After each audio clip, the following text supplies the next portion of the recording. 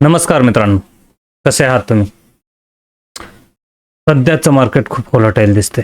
या मार्केटमध्ये trading, investing आणि सगळं काही करणं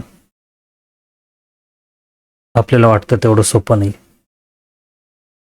अशा कठीण आणि एकदम क्रिटिकल मार्केटमध्ये तुम्ही ट्रेडिंग कसं कराल, इन्व्हेस्टिंग कसं कराल, आणि मला वाटतं ही योग्य वेळ आहे तुम्हाला सांगण्याची की तुम्ही इन्व्हेस्टिंग करा. ज्या लोकांनी अगोदर SIP केली होती त्यांचा बराचसा पोर्टफोलिओ हा प्रॉफिटमध्ये, जे करोनाच्या अगोदरचे असतील त्यांचा प्रॉफिटमध्ये दिसत असेल. परंतु जे करोनाच्या नंतरचे असतील, करोना आल्यानंतर 1-1.5 वर्षांनी ज्याने पोर्टफोलिओ बिल्डअप करायला सुरुवात केली असेल, अशा प्रत्येक इन्व्हेस्टरांचा पोर्टफोलिओ हा मायनस या नॉर्मल प्लसमध्ये दिसत असेल. तर अशा वेळेस जे इन्व्हेस्टर असतात ते थोडेसे घाबरतात की आपण जो मोठा पैसा आहे तो सोडून दिला, छोटा पैसा राहिला आणि अशा पैशाला कसं काय टॅकल करायचं, हा सगळ्यात त्यांच्या पुढे असणारा महत्त्वाचा प्रश्न आहे. तर मित्रांनो, तुम्ही घाबरू नका. अशी वेळ 3-4 वर्षातून एकदाच येते इन्व्हेस्टिंग करण्याची. इतर वेळेस मध्ये एखादा स्टॉक पडतो, त्याच्यात इन्व्हेस्टिंग करता येते, परंतु खास करून जी मोठी इन्व्हेस्टिंग करायची वेळ येते ते 3-4 वर्षातून एकदाच येते. आता तुम्ही कोणत्याही स्टॉकमध्ये जर इन्व्हेस्टिंग केली, स्मॉल कॅप किंवा मोठ्या जो लार्ज कॅपमध्ये, तरी तुमचे पैसे बनतील. परंतु 1 महिना अगोदर या 1.5 महिना अगोदर तुम्ही कोणत्याही स्टॉकमध्ये इन्व्हेस्टिंग केली तर ती इन्व्हेस्टिंग तुम्हाला खालीच घेऊन जाणारी होती. आणि म्हणून त्यावेळेस स्टॉक मार्केटमध्ये जे मोठे इन्व्हेस्टर होते ते आपला फंड काढत होते. एक प्रकारे जाणवत होतं की एका सेक्टरमधून दुसऱ्या सेक्टरमध्ये पैसा जातोय, दुसऱ्या सेक्टरमध्ये तिसऱ्या सेक्टरमध्ये पैसा जातोय, हे स्पष्ट जाणवत होतं. परंतु त्यावेळेस मार्केट कोणत्याही निगेटिव्ह न्यूजला अजिबात रिस्पॉन्ड करत नव्हतं आणि आता कोणत्याही पॉझिटिव्ह न्यूजला रिस्पॉन्ड करत नाही. मार्केट एकदा त्याच्या मेन बेस स्कोअर पर्यंत जोपर्यंत येत नाही तोपर्यंत मार्केट करेक्ट होत राहणार. टाइम करेक्शन होणार या प्राइस करेक्शन होणार. टाइम करेक्शन मध्ये मार्केट खाली पडत नाही पण प्राइस वाढत नाही, आणि प्राइस करेक्शन मध्ये मार्केट लवकर प्राइस खाली येऊन येतं. मला वाटतं टाइम करेक्शन पेक्षा प्राइस करेक्शन कधीही चांगलं राहतं, कारण त्याच्यामध्ये तुम्हाला लवकर चांगल्या स्टॉक कमी प्राइस मध्ये मिळतो. टाइम करेक्शन मध्ये तुमचा स्टॉक साइडवेज जातो, एक रेंज मध्ये फसतो आणि तो खूप काळ एकाच रेंज मध्ये राहिल्यामुळे तुम्हाला डिसिजन घेणं कठीण जातं की तुम्हाला वरच्यासाठी डिसिजन घ्यायचे की साइडवेज साठी डिसिजन घ्यायचे. तुम्ही जो स्टॉक निवडला तो खरंच चांगला आहे की नाही याच्याबद्दल तुम्हाला तुमच्या स्वतःवर शंका निर्माण होतात.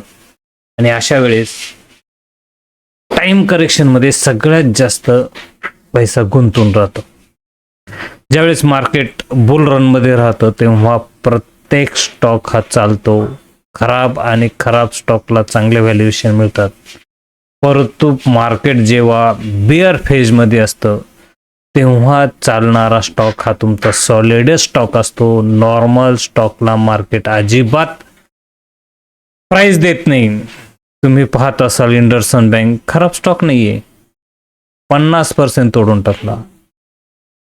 ICICI बँक स्टॉक फक्त रनिंग मध्ये बँक सेक्टरचे जर पाहिलं गेलं तर एक्सिस बँक खाली आला, SBI खाली आला, कोटक बँक, बंधन बँक आणि HDFC बँक अशा सारखे याच्यावर बजाज फायनान्स सारखे एवढे सॉलिड स्टॉक एक प्राइस रेंज मध्ये अडकले, टाइमवर करेक्शन करत राहिले.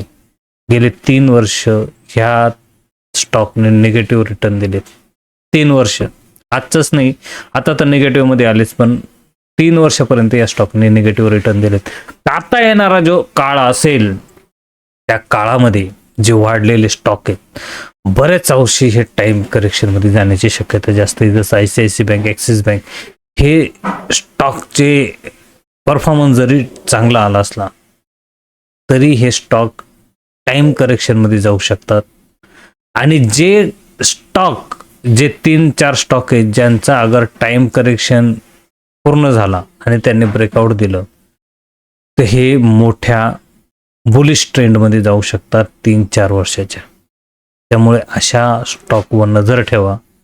ज्या वेळेस या स्टॉकमध्ये बिल्डअप होताना तुम्हाला जाणवेल, बंधन बँकमध्ये काही अंशी बिल्डअप होताना जाणवते. बंधन बँकचं सध्या जो बी न्यूज येते ती खास नाही आहे, खराब आहे न्यूज. मंथली चार्टवर हा निगेटिव्ह ट्रेंडमध्ये, त्यामुळे तो बुलिश होत नाही. पण याने 3-4 वर्ष प्राइस करेक्शन पण दिले आणि टाइम करेक्शन पण दिले. त्यामुळे हा स्टॉक इथून खाली जास्त पडेल याची शक्यता नाही आहे.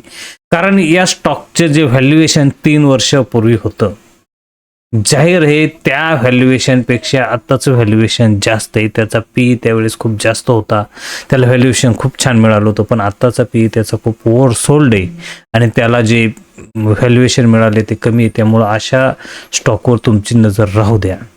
तुम्हाला हे स्टॉक घ्यायचे न घ्यायचे, परंतु हे स्टॉक तुमच्या वॉच लिस्टमध्ये पाहिजे. येणाऱ्या काळामध्ये हे स्टॉक जरूर तुम्हाला पैसे देऊन जाते. यांच्यावर नजर ठेवा.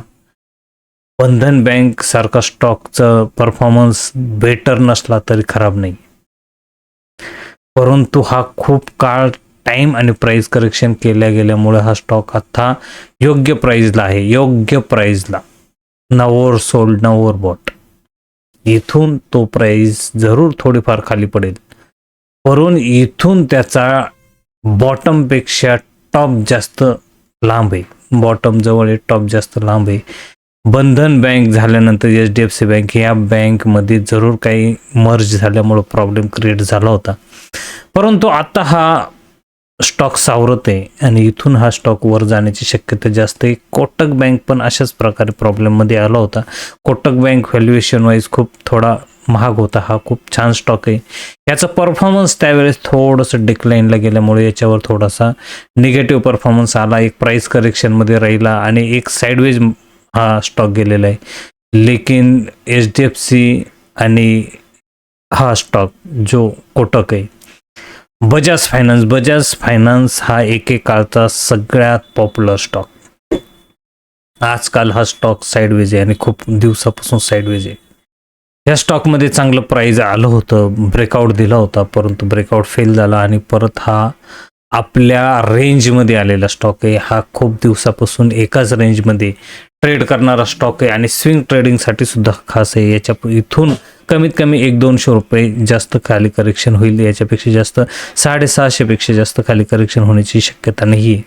650ला ₹100 जर हा स्टॉक गेला तर याच्यात नक्की बाईंग येईल. तिथून खाली याच्यात सेलिंग येणार नाही, कारण तिथून बायर बिल्डअप होतील असा स्टॉक आणि स्वस्त मिळत असेल. आणि जो स्टॉक अजूनही परफॉर्मन्स करतो, 20% परफॉर्मन्स क्वार्टर बाय क्वार्टर करत असणारा स्टॉक कोणाला नको असेल. प्रत्येक जण या ठिकाणी व्हॅल्यू बाय बाईंग करतील. त्यामुळे या स्टॉकमध्ये बाईंग अपेक्षित आहे आणि इथून हे वर स्टॉक जाऊ शकतात. अशा स्टॉकवर तुम्ही नजर ठेवा आणि अशाच वेगवेगळ्या न्यूजसाठी तुम्ही आमच्या चॅनलला सबस्क्राईब करा, शेअर करा आणि आम्हाला सपोर्ट करा. Thank you. Take care. Bye bye.